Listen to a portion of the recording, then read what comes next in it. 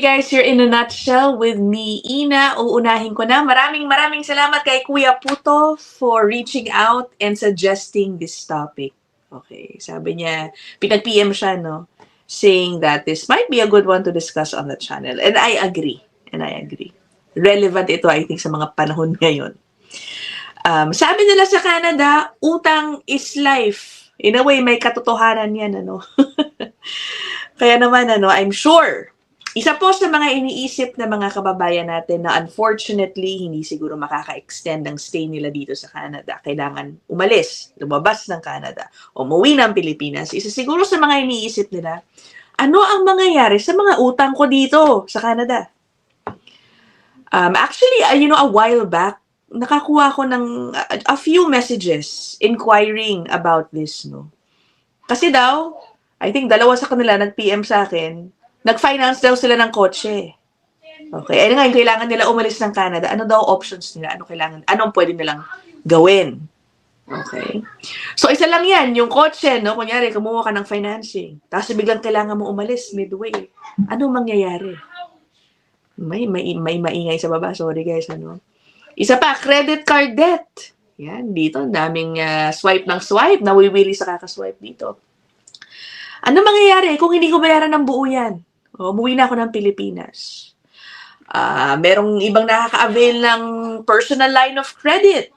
Diba? And other types of loans or debts. Ano ang mangyayari kung iwan mo yan?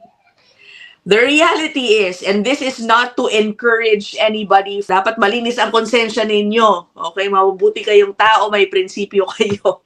Anyway, the reality is, if you leave Canada and leave some debt behind, mahirap na habulin yun. Okay. Rarely will the private institutions especially exert effort to go after you na nasa ibang bansa ka na. Unless na lang siguro very special circumstances na tipong you were engaged in fraud, organized crime, na may kinuha kang pera, or siguro just involving a very large amount of money. Siguro, hindi pa sure yun, siguro. They would be willing to spend money, hire lawyers to go after you. Pero it's a very complicated matter. Kaya ang paniniwala ng marami, wala na, pwede mong iwan yan. Parang ganun, ano? Hindi ka nahahabulin. Pero, okay, magiging problema po yan kung ikaw ay may balak bumalik ng Canada. Okay. Kasi meron pong mga ganong tao, no? Aware sila na, nako, hindi ko pa panahon ngayon. Sige, uwi muna ako ng Pilipinas. Mag-re-strategize ako. Okay. Mag-aabang ako ng magandang pagkakataon in a few years and I will be back, Canada. Ganyan. If you are one of those people, okay, please make sure, especially in your case, na ayusin nyo ang inyong mga utang. Baka yun pa ang maging problema ninyo sakaling makabalik kayo dito. Okay? Ngayon, alam nyo ba, dahil dyan sa realidad na yan, na hardly hahabulin ng isang taong mag-iiwan ng utang dito. Of course, temporary resident yan, na umalis, ha? Some people are taking advantage of it. As in, alam na nilang pauwi na sila, alam mo gagawin nila? Maghahanap sila ng paraan. Okay? Uutang sila sa swipe out, ma-max out nila ang kanilang credit cards. Ganon. Okay? Tapos, yung iba, mag-a-apply ng loan, kukuha ng tens of thousands of dollars. Diba? Alam na nila na hindi nila babayaran yun. Basta, uuwi na sila. Okay? Ano yun? Siguro, kunyari, yung iba iniisip, kung makasecure ako ng $50,000, o pwede na to, pangumpisa ng pangnegosyo kung saan man sila uuwi. Parang ganon siguro yung ilan, ano? Let me show you this video, TikTok video that went viral a few months ago. Okay. Just to show you kung paano siya inaabuso ng ilan, ano? Teka, lagay ko lang yung title natin. Okay, tingnan nyo. This? Promise किया उससे ज्यादा अमाउंट मेरे को इन्होंने प्रोवाइड की thank you हरी भाई How much? What about money? How much did you get, bro? 120K. Thank you. Pinakita pa niya doon sa bag niya, no? Meron daw siyang 120K. Tapos parang meron siyang pinasasalamatan. Okay. Ang nangyari dyan, kumala tong video na to. O, tingnan nyo itong isang nag-share. Sabi niya, bro just pulled 120K from Canadian credit lines and dipped to India. He turned debt into a retirement plan. Okay. Narinig nyo parang meron pa siyang pinasasalamatan. Alam nyo kung bakit? Aba, if you just search through social media, you will learn how this parang scam works. Meron silang mga kakonsyaba raw in some financial institutions. Sige, i-approve mo ko ng loan, kunin mo na yung a certain percentage, sa'yo na yan. Basta approve mo lang ako. May mga ganon. Imagine that. Okay, guys, I do not encourage doing that. Do not do that. Huwag niyong sirain ang pangalan ng mga Pilipino dito. Okay, huwag niyong sirain ang pangalan ng mga Pilipino dito. Mas maganda na umalis kayo dito nang malinis ang inyong konsensya. Okay? Okay, let's make that clear. And also, I will show you some messages I saw on X. Okay? Formerly known as Twitter.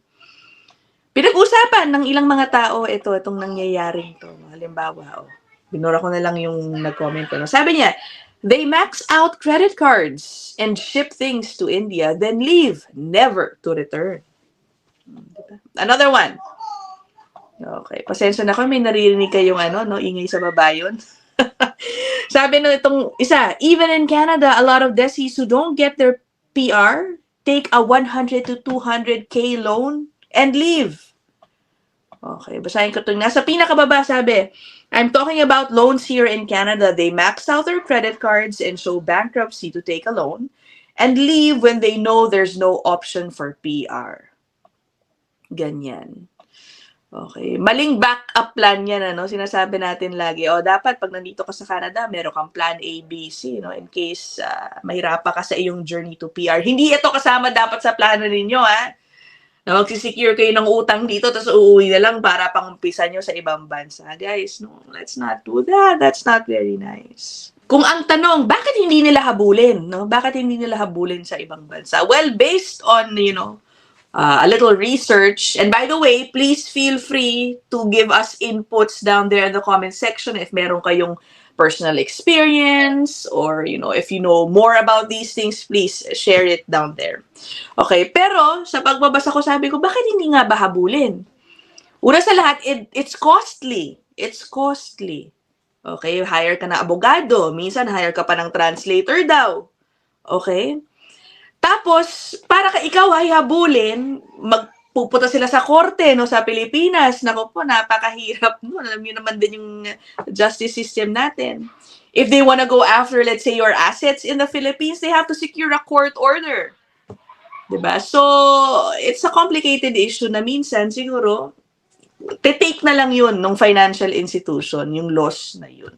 Tatanggapin na lang nila yun. Okay? So, kumbaga, hindi worth it na gastusan yun. Kunyari, ang hahabulin lang naman nilang utang, $10,000, $20,000. Diba? Ang mahal na abogado dito. Okay, ang tanong, bakit ba kasi pinapautang tong mga TFW na ito? Bakit kaya sila nakaka-secure ng utang? Well, I think, please, financial experts out there, please correct me if I'm wrong. I think ina-account na rin nila yan sa risks when dealing with such a client. No? May nabasa ko, ang sabi doon, that is why they have more stringent, screenings for temporary residents. Siguro sometimes they require higher down payment, they give higher interest rates, yung mga ganyan. Kumbaga, in a way, they're trying to protect themselves kahit na alam nila na meron talagang serious risk na ganun.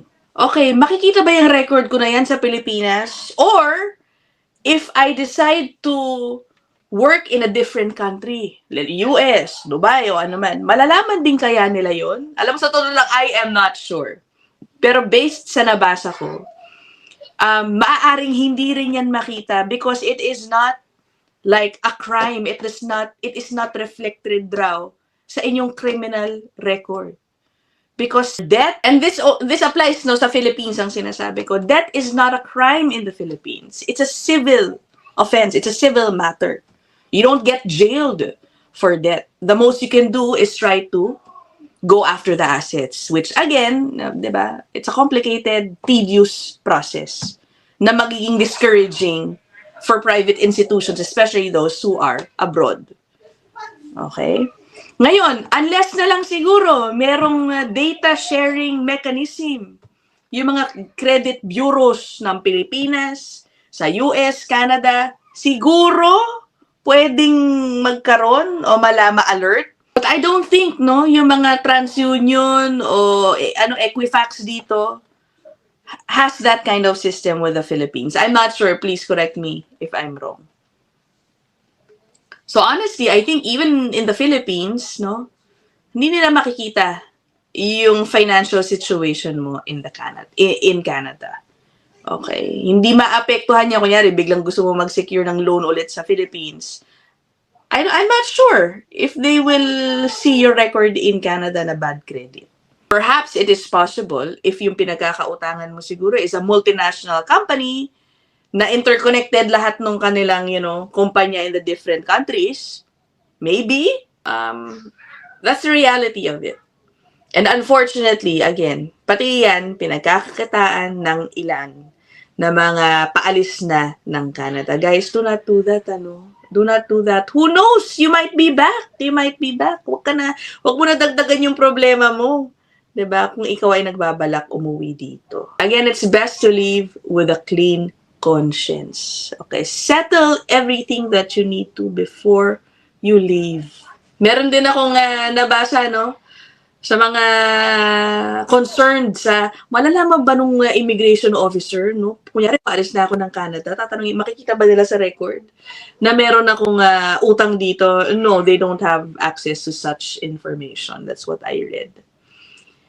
Anyway, yun lang naman. Maikli lang tong episode na ito. Please, please, please give inputs if you have any. Guys, huwag niyong gawin yan. Huwag natin gayahin yung iba dyan. Okay? Huwag natin gayahin yung iba dyan. Nakalimutan ko pala banggitin dun sa video na share ko sa inyo, di ba? Sabi ko sa inyo, parang meron siyang pinasasalamatan. Alam nyo ba, hindi ko lang matuntun yung video ngayon. Meron kasing mga tao, yun, kababayan nila, na nag-o-offer ng kanyang services. Gusto mo ba makakuha ng loan? International student ka? Bad credit ka? Magagawa ko ng paraan, makakuha ka ng loan.